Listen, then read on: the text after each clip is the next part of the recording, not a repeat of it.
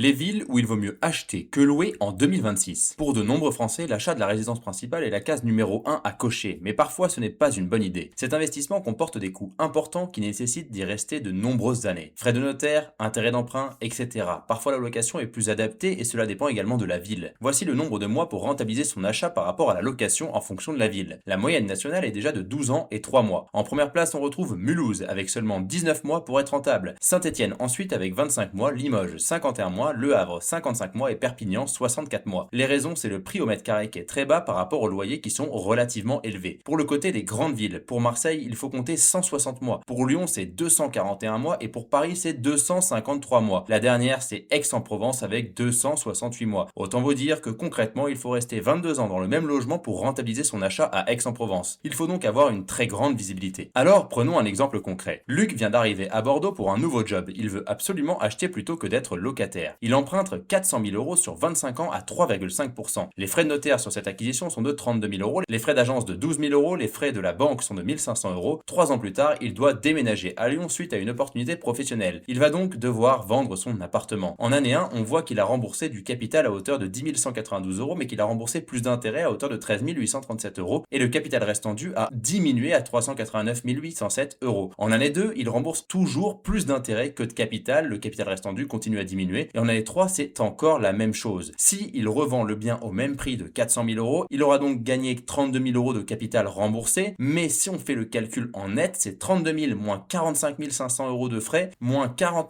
411 euros d'intérêts payés, il perd donc 53 911 euros sur l'opération. Et encore, on ne prend pas en compte les frais pour la vente et les taxes foncières. Il aurait donc fallu mieux être locataire ici. Et j'ai une grande nouvelle pour toi, si l'immobilier t'intéresse, alors tu peux commander notre livre dès maintenant, il y a plein d'astuces et de tips sur l'investissement immobilier, le lien est dans la bio.